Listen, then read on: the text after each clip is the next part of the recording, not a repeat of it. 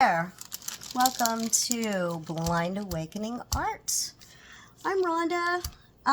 So today I thought I would show you how I mix my eye candy pigments to prepare them for use in my acrylic paint pouring. So I guess we'll start by just talking about all the supplies that I have here. I have my little 2-ounce mixing cups, and I've got 6 of them because we have 6 colors today. So we'll start with the colors, and this first eye candy is called Okinawa Blue. This next one is called Hanada Turquoise. Looks really dark in there, but it's not. These in these little bags here. This one is called, this is an interference. This is called Geisha Doll. I don't know if you can see the color shift in there. This one is called Golden Pavilion. It's super pretty. It's Golden Pavilion. This one is called Okinawa Sunset. I love this. Oh, this one is super pretty. And this one is one of my favorites. This is called Chartreuse. It's a really pretty turquoise color. So those are my colors. Now, the tools that I use, I have a funky tablespoon, okay? I would never use this in baking. I don't know. I just don't feel like it's the right thing for baking, but it is a tablespoon, and we have that. I just have a stick, popsicle stick here. I have, this is a half a teaspoon. Okay, this is what we're going to use to measure our mica powder pigments with. The tablespoon is actually to measure my Bear 8300. This is a deep base, untinted, high gloss enamel house paint.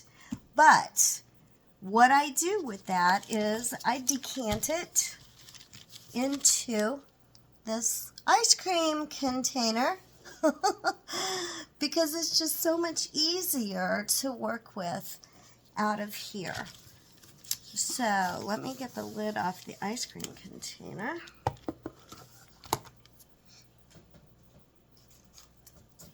Okay, and see if you can see.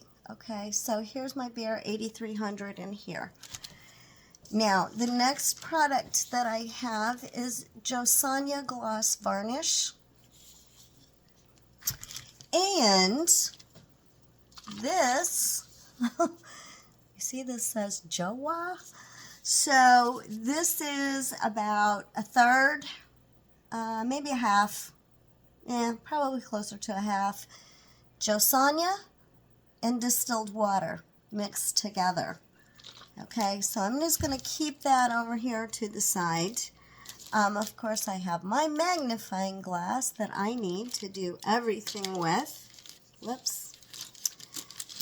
And if I get off screen here, I'm sorry, the phone, the camera is, you know, 1.5 feet away from me, and I really can't see anything that's 1.5 feet away from me. So I've just got some little popsicle sticks here that I'm going to use to blend everything.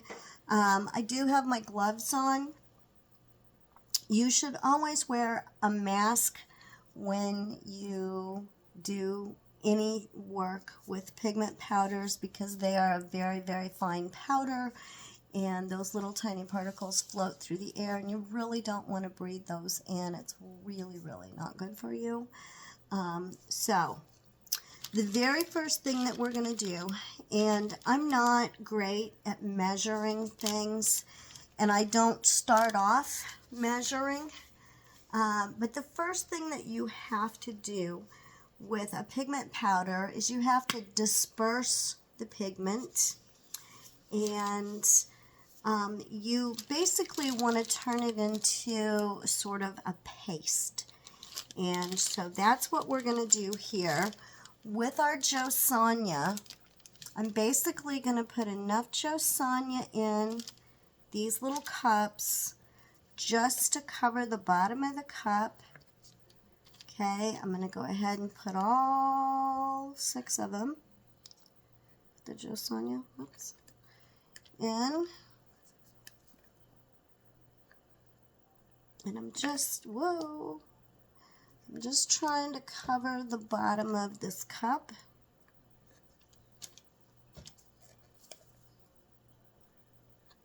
Okay. All right. Let me try to get these. I don't know. Okay. We'll try to do it like this. Okay, hopefully you can see. Oh, yeah, another super important thing, baby wipes. I use a ton of baby wipes. They're amazing for taking paint off all kinds of things. So I am going to start with the easiest, which is going to be the pigments in the jars. Okay, and I just want to tap that down and try to get that powder off the top of that lid as best I can. Okay, here's what the pigment powder looks like. Now, I am going to do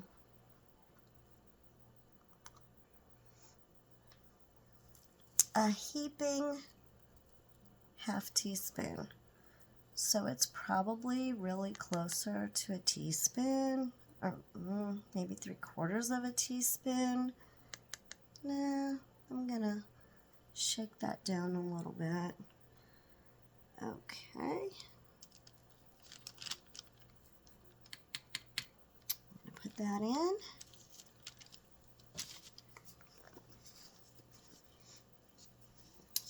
Let me show you the process here. Okay, got that one out of the way. So what we want to do is we're just going to turn this powder into a paste. So we want to very carefully blend this to try to get all of those little particles wet. We want to do that gently so that we're not moving all those particles through the air. But we want them all to be wet. Okay, once I get them all down in there, scrape the sides a little bit. Can move that a little bit faster.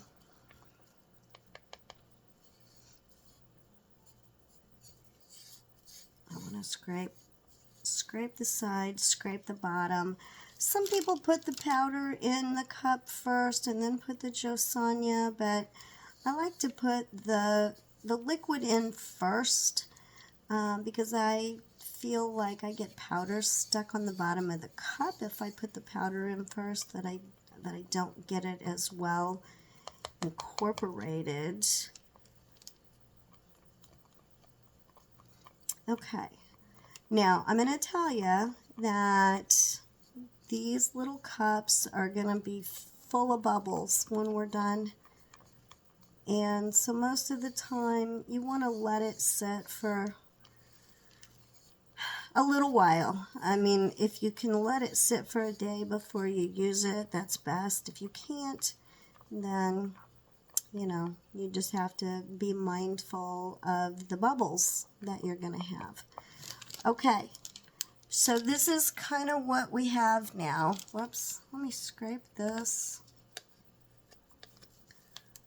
Scrape that off the side of there. Okay, so this is what we're looking like now.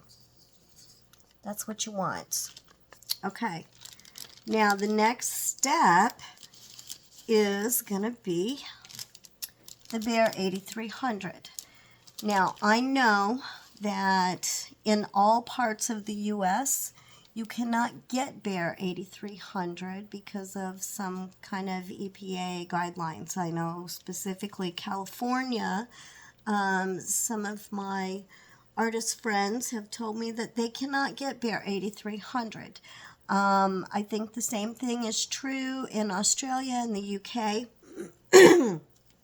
and probably other countries as well. This is pretty much a US-based paint company, but I know that there are other products that are very similar. Now, you know what this looks like. It's almost like a, this one is a little bit thinner than the last can that I had. The last can I had was like yogurt. It was super, super thick. This one is a little bit thinner, and I know that PPG makes a similar product. I think a lot of the paint brands, especially if you're talking about, you know, a paint brand where you can go into your hardware store and they've got that wall of paint samples that you can pick all the different little paint color cards. If they custom blend paint colors in the store, this is the base that they're going to use. It has no color. It dries clear. They will look at you like you are crazy when you say you just want a can of the untinted deep base, okay? Sometimes they call it C base or number 3 base, but it's deep base, it's untinted, and they'll think you're crazy. They'll say, "There's no, you know that's colorless, right?" "Yes, I know that." And they'll want to shake it up for you. Don't let them put it on that shaker thing. You just gently stir it before you use it.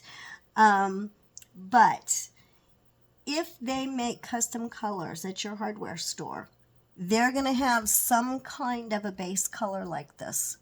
So if you can't get the Behr Premium Plus 8300 Deep Base at your local hardware store, then look for something else that is similar to this. Okay, now I'm going to take this funky tablespoon and I am going to get a big old heaping spoonful of that to put in my mixture. I like to mix my pigments one at a time like this, okay? Now, I don't know if that's going to be good, but what I'm going to do, I hope you can still see this. Okay, so I've got kind of a heaping tablespoon of that. And then I'm going to scrape the excess into my cup, and it should be good.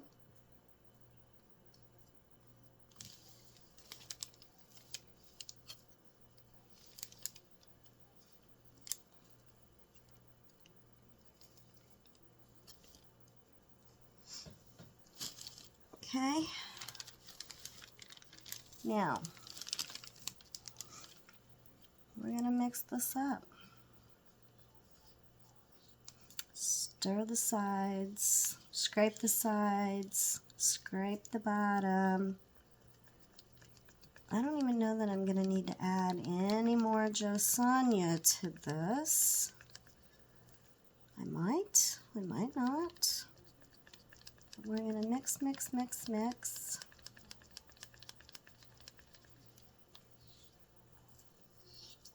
Scraping the sides. You want to get this all incorporated. Scrape the bottom, scrape your stick, mix, mix, mix. Okay.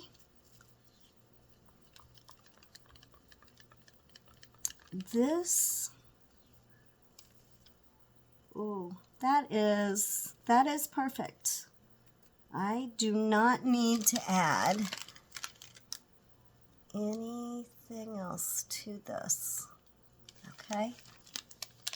That is so pretty. Can you see that? Okay, that's the Okinawa blue.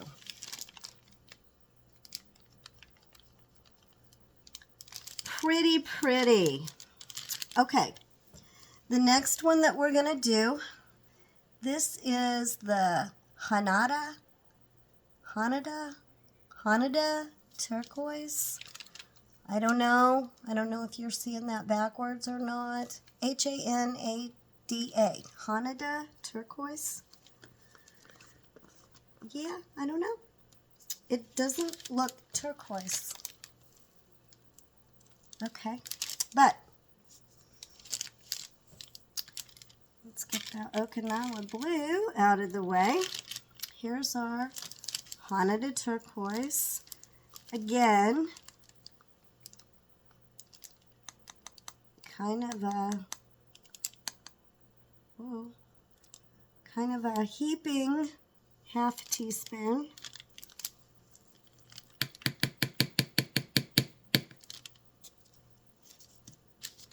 of our pigment. Get that out of the way. And a new stick.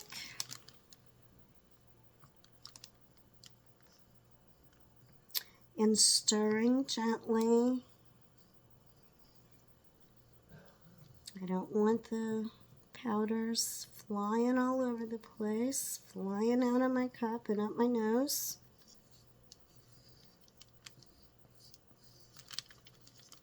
And I'm just gonna spin my cup around and scrape the sides.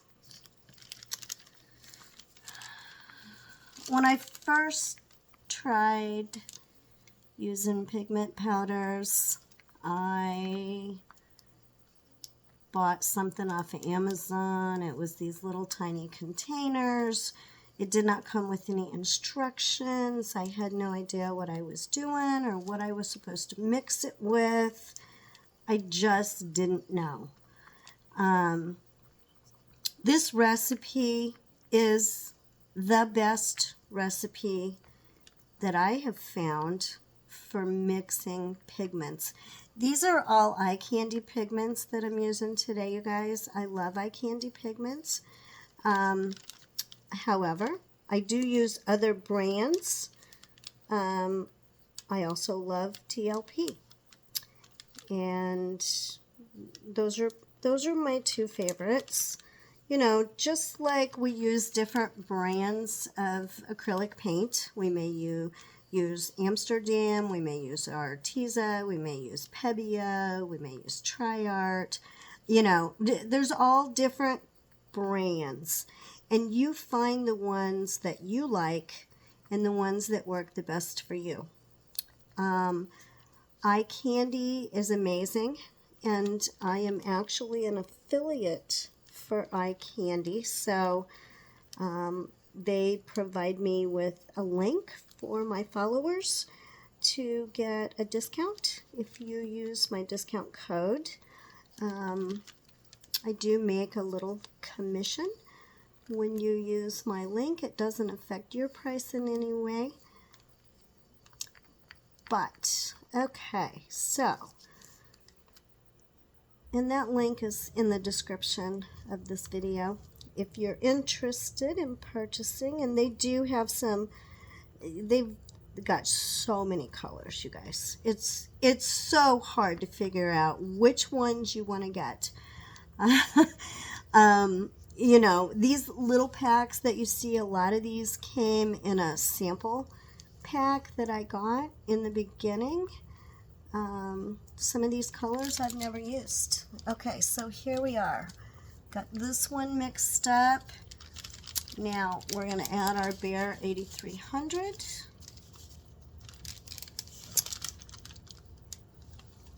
A big heaping spoonful of Bear 8300.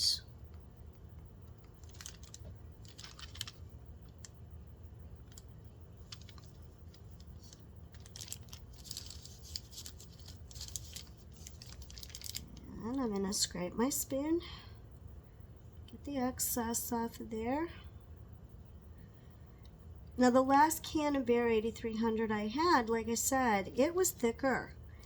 And I had to add some more Josanya to it to get it to the right consistency. I use these pigments mostly in blooms and swipes, and those things take a thicker paint, so we do want it to leave a trace for a few seconds. Mix, mix, mix. This is such a gorgeous, deep turquoise color that has so much shimmer to it. It's really, really pretty. Really pretty. Okay, mixy, mixy.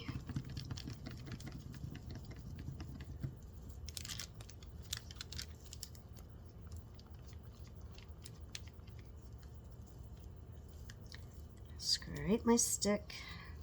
Oh my gosh. I don't know. Can you see this? Is that gorgeous or what? I love this Hanada turquoise. Okay, so now we're going to get that one out of the way. Now, the other colors that I have are in these little bags. And I'm not going to lie, I hate trying to get these colors out of these bags. So, here we go. Some of them are double bagged. Let's see. This one is double bagged. This is my chartreuse. It's double bagged. Okay. So I like to try to get that powder away as much as I can from the opening of the bag. And this is not always easy with gloves on, you guys. Okay, I want to try to open this bag away from my face, gently. I want to try to open the bag up like this.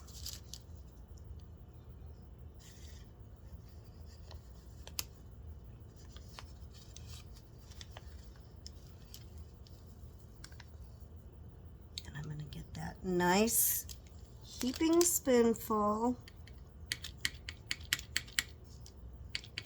That again is a half a teaspoon. That's the measurement. I want to make sure I seal that bag back up. Double bag it again. I don't know why. Just in case, I guess. I don't know. And seal that up. And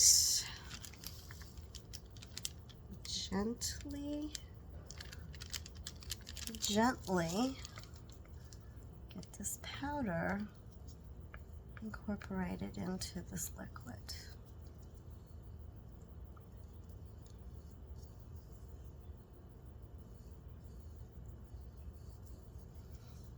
Okay. If you haven't used pigments yet in your fluid artwork, give it a try. I am telling you, it makes a world of difference. And these color shift pigments, wow, they just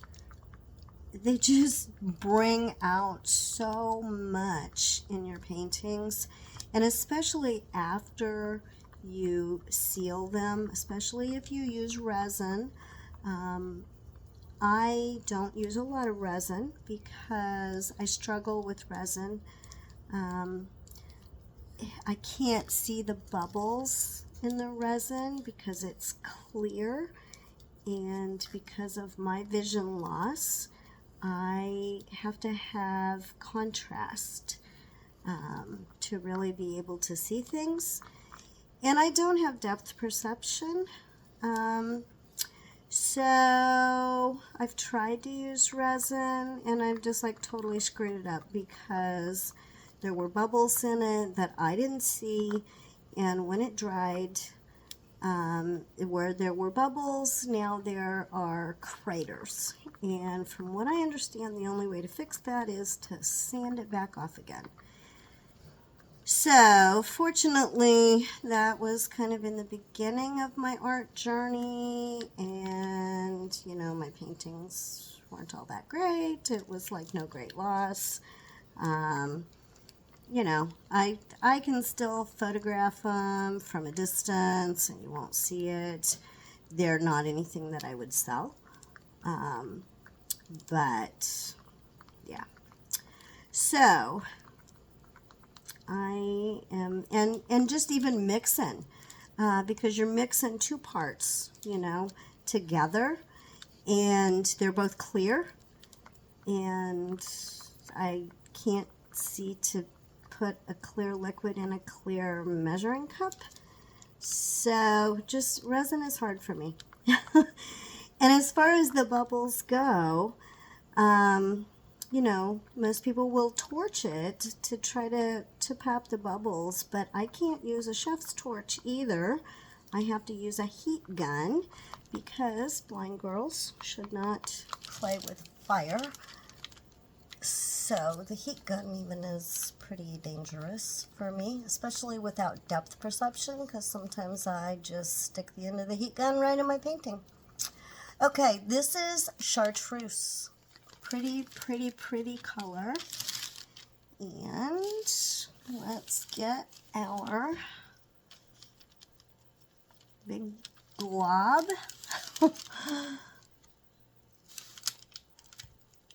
Big glob.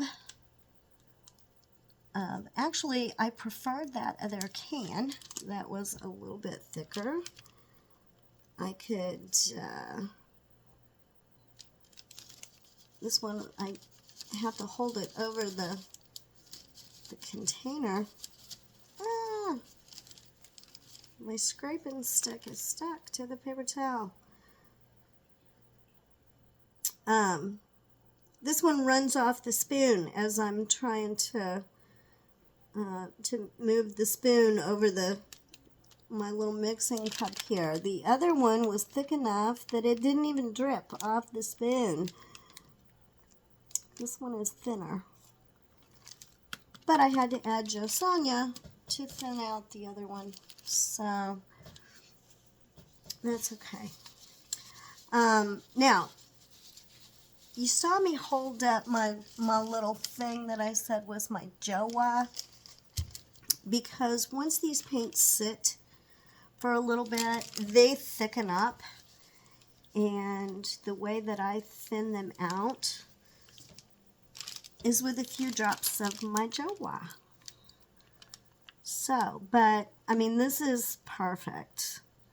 Just that amount of Joe Sonia that I put in there initially to disperse the powder with, plus my big heaping tablespoon of Bear 8300. This one's a little harder to mix.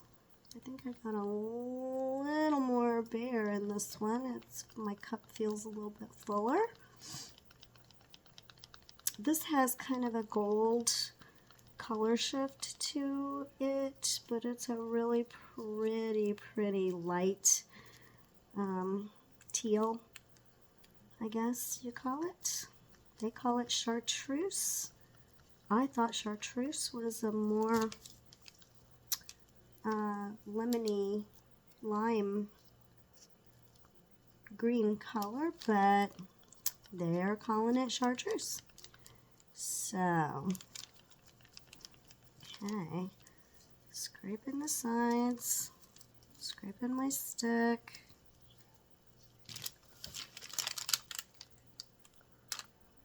Pretty. I don't know if I'm doing a good job of showing you what these colors look like or not. But beautiful color, you guys. Now when I'm done, I'm gonna get a permanent marker and I'm gonna write the name of the color on the side of the cup, which I've been very negligent about doing. So then I forget what they are. Okay, now these next three colors, I am not going to make you guys sit here through this. You've seen what I do. I've got my Josanya. I just got it in the bottom of the cup. I'm going to add a heaping half a teaspoon of color. So I'm going to go ahead and mix up these other three colors, and then I'll be back and we'll show you the results of all of them.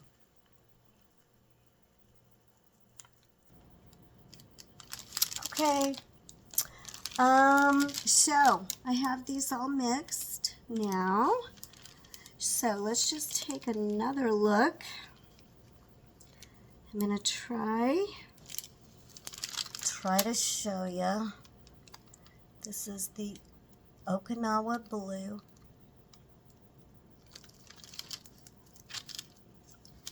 This is Haneda turquoise.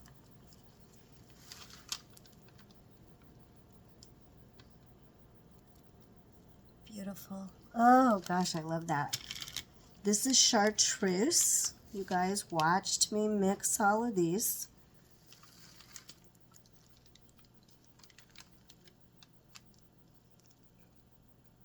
Beautiful. Okay. Oops, my glove was stuck. This one, holy cow, you guys. This one is a showstopper. This is Golden Pavilion.